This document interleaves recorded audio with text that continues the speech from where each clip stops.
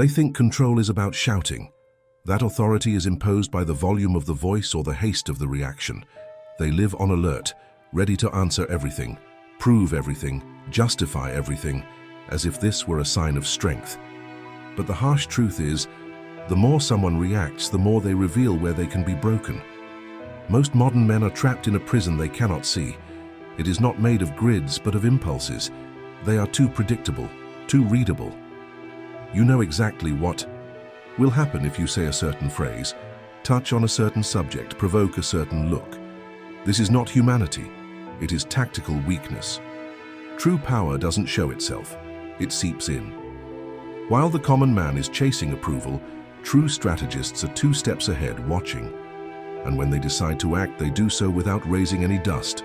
They don't scream, they don't run, they don't explain. They just break. With silence, with presence, with lucidity.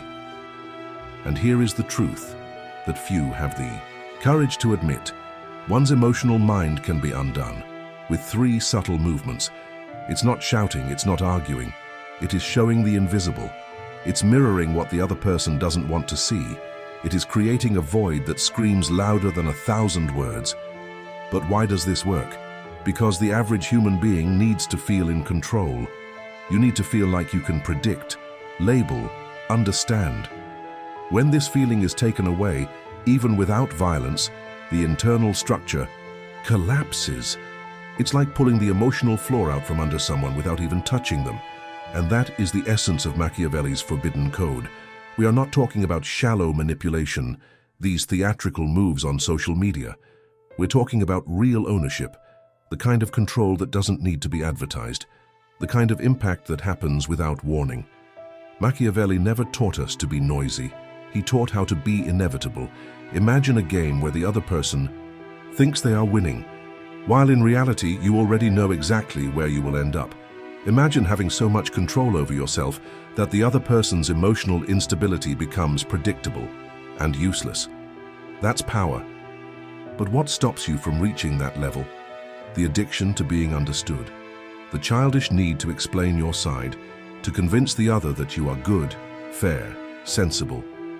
Every time you try to prove your intention, you put yourself down. You hand over weapons. Machiavelli did not break people. He dismantled them in silence. Whoever dominates another's emotions never starts trying. He withdraws emotionally before approaching strategically. He doesn't react, he reads. And when he speaks, it is with purpose. Do you want to break someone's emotional mind? It's not being cold, but being clear. It's not being absent, but being selective. It's not screaming, but it's being impossible to decipher. The emotional mind is like a fragile castle built on lack. She only stands because she finds predictable mirrors in the other. The quick response now, the repeated drama, the obvious reaction. Cut that, and the castle begins to crack. But be careful. This is not about destruction. It's about revealing. When you disarm someone's emotions, what's left is the truth, and most people aren't prepared for it. You will notice the discomfort. You will feel the oscillation. You will see the person trying to label you. Cold, strange, distant. Because they need to explain your calm so as not to collapse. And that's when you understand. True power is the silence that the other person doesn't know how to deal with. It is the absence that weighs more than 1,000 desperate presences. Today, you will learn all 3 strategic strikes that form Machiavelli's forbidden code. Each of them is a rupture. Each of them takes away one of the emotional crutches of those who try to dominate you with instability. They are not techniques, they are internal. Positions that make you unshakable. But I warn you now, if you apply this, you will lose some people. It will no longer be accessible to those who fed on its predictability. It will no longer be pleasant for those who depended on your reaction, but it will become untouchable. And the respect that comes from that cannot be bought nor asked for, only earned. Stay with me until the end, because today you will learn what no one has the courage to teach: how to break someone's emotional mind without touching them. The emotional mind moves like a predictable clock. It depends on patterns, on logic, on expected responses. This is how most people stay in control, by anticipating reactions, by controlling the other person's steps based on repetition. You say one thing and you already know what the other person will respond. You disappear for a day, and you can already predict the reaction. You explode, and you can already imagine the counterattack. It's a cycle, a script, a game, already rehearsed. But here's the point. What can be predicted can be manipulated, and what can be manipulated will never be respected. This is the first blow of the Machiavelli's forbidden code, the suspension of predictability. It's when you stop reacting as expected, when you break the rhythm that the other person has memorized, when you become an enigma and not a walking emotional routine. Imagine a common situation. The person provokes you, attacks you, expects you to defend yourself. She needs your reaction to validate her own instability, but you don't react, you just watch. He says in a calm voice, "Interesting how you see this." And then it goes silent. At that moment, you didn't just stop the game, you redefined the rules, you took the power out of the other's hands. Without shouting, without attacking, without justifying yourself. Silence is disconcerting because it gives nothing away. And when the emotional mind doesn't get what it feeds on, drama, attention, predictability, it begins to fail. She goes into a state of alert, start questioning yourself, and little by little disassembles itself. The mistake many men make is thinking they need to beat others with strength, logic, or speed, when in fact, the greatest mastery is in leaving the other lost. No map, no ground, no emotional script to follow, because real respect does not come from direct confrontation. It is born from the doubt you plant in silence. The moment you break your predictability, you become dangerous, because you are no longer a piece on the board. You are the hand that moves. But be careful. Unpredictability is not instability. It is not acting impulsively, explosively, or contradictory. It is to act strategically. It is to change the answer, but maintain internal coherence. You continue to be firm, clear, and present, but no one can predict it anymore when, or because you will act. And this is devastating for anyone who is constantly trying to control you emotionally. People will try to label you. They will say you are cold, strange, distant, but really you're the only one in control. You are no longer an open book. It became a code. And codes, nobody understands them at first. Those who cannot be predicted cannot be manipulated. This phrase should be engraved in your mind like a mantra. Every time you feel like reacting on impulse, stop yourself, breathe. Remember that your reactivity is the other person's food. And every time you give an obvious answer, you move away from the emotional domain. The man who learns to suspend predictability becomes untouchable. He stops getting caught in other people's emotional traps. He doesn't explain himself. He doesn't justify himself. He doesn't enter the game. He observes, adapts, and moves with precision. It's the first step to breaking someone's emotional mind. Remove the control that this mind thinks it has over you. No attacks, no violence, only with silence, strategy, and the absence of predictable emotional logic. This is the first blow. And he changes everything. The second blow of Machiavelli's forbidden code is subtle, almost invisible, but lethal. It does not act like a bomb, but like a strategic poison, slow, silent, precise. And its essence is this: give access, but never deliver. The other person's emotional mind needs to feel close. She seeks intimacy, not to nurture, but to control. She wants to know, how do you feel? How do you react? What hurts you? What moves you? Because the more she understands, the more she feels like she owns you. Most people open their souls as if they were a catalog. They tell everything. They display trauma, pain, weaknesses. They cry on the first date. They pour out in messages. They strip themselves emotionally as if that would create connection. And indeed it does, but not a strong connection. Creates a dependency link, where the other feels entitled to shape your mind based on what you have revealed. Whoever reveals himself completely surrenders himself. Whoever gives himself completely loses his value. This is where the scam comes in. You shouldn't close yourself off like a rock. That doesn't create power, it creates rejection. You must become a selective fog, revealing bits and pieces but never the whole map. You show the scar but not the pain. You share a fact, but not the reaction. You allow closeness, but never possession. The other person's emotional mind will try to pull you into the game of total exposure. It will provoke you, but why don't you say what you feel?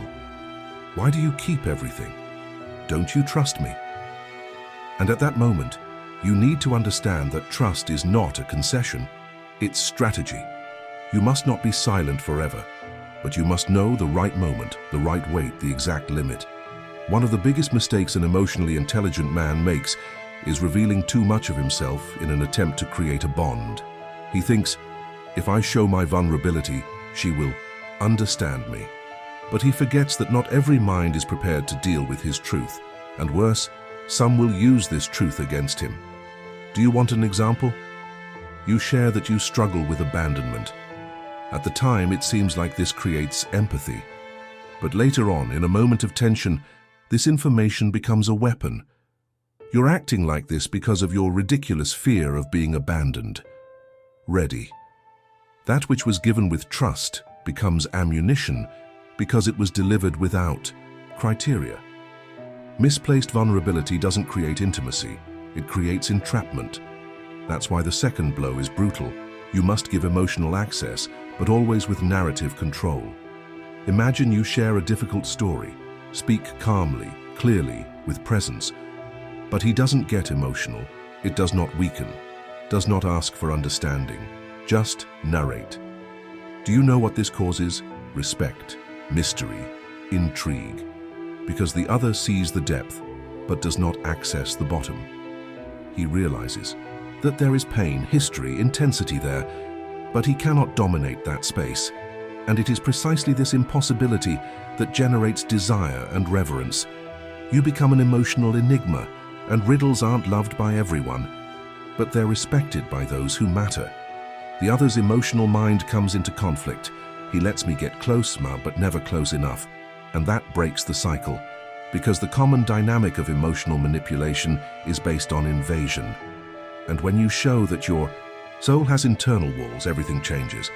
People will accuse you of being cold, to hide what you feel from protecting yourself too much. But you know, you're not hiding, you're selecting. You speak, yes, but speak what is useful, what builds, what maintains the balance of power. You don't hand over your emotional mind on a silver platter. You protect it like a castle, with gates, guards, walls. Because that's what she is. Your mind is your throne. And no one enters this castle without passing the tests. It's not about not trusting.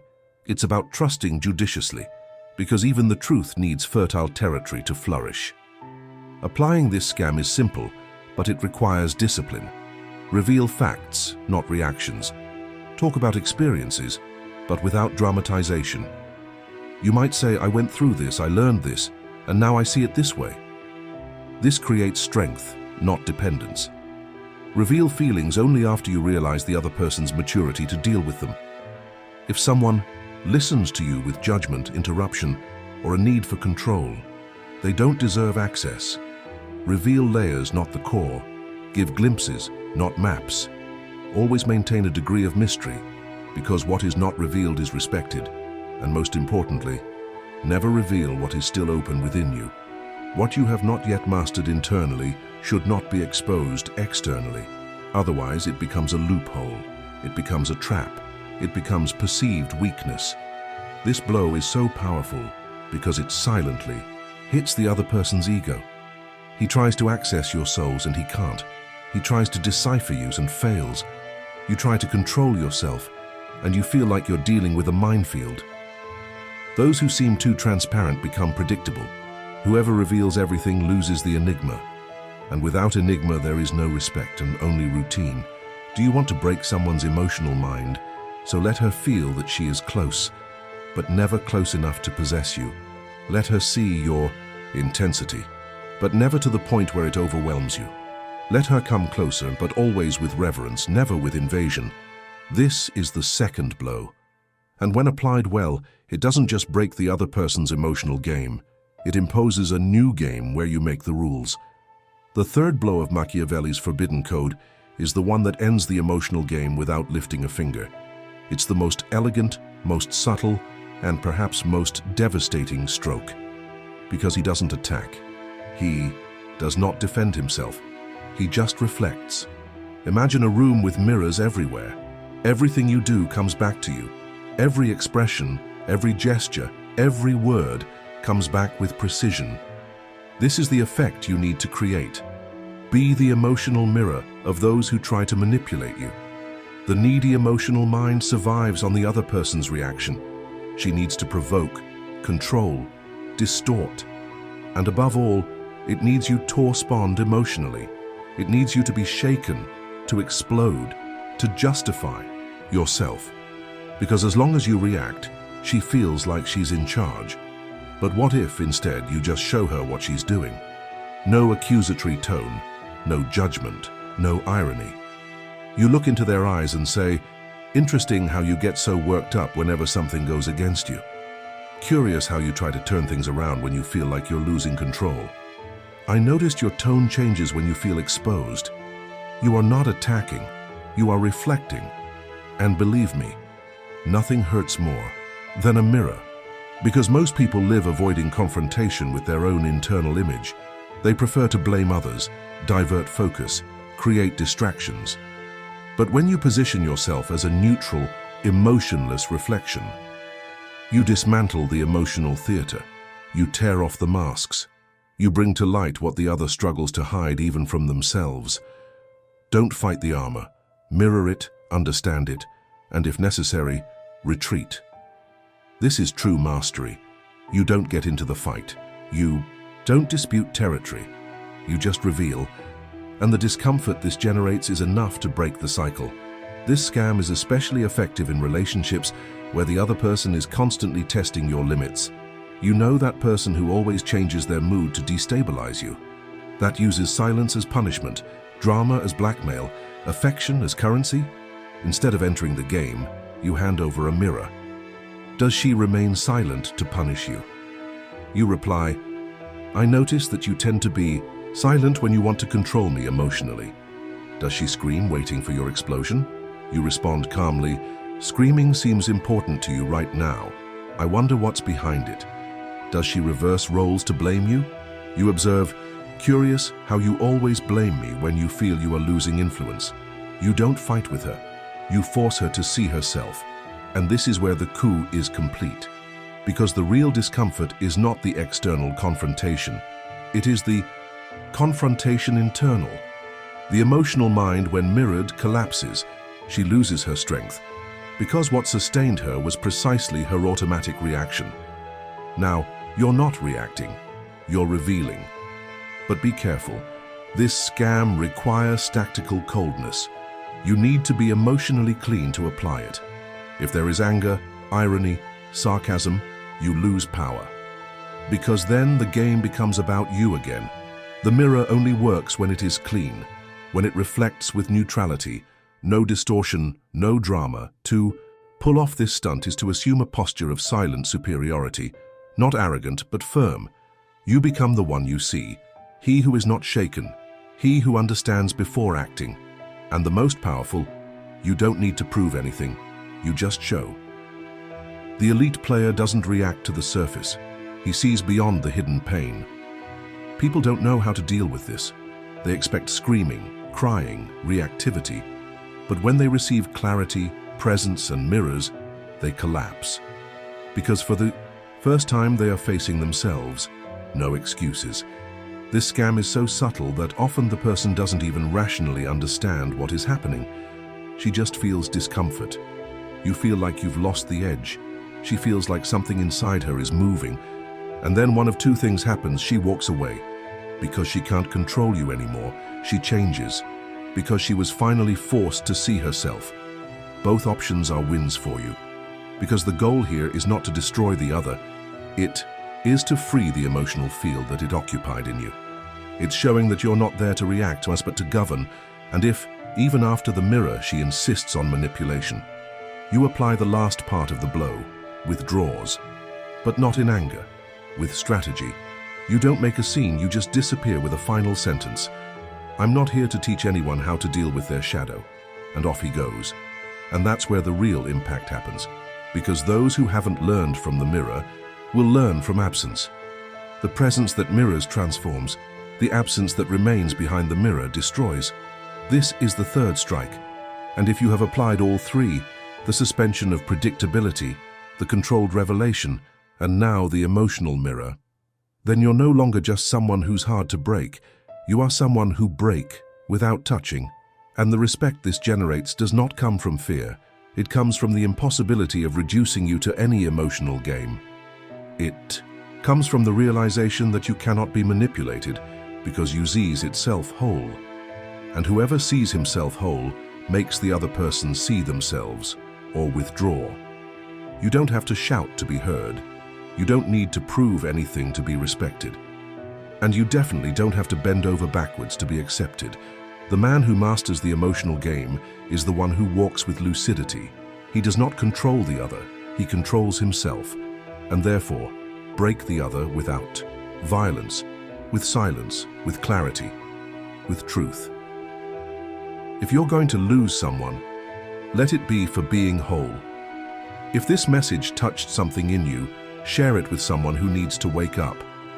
Let's free a generation of men who no longer want to react. They want to govern.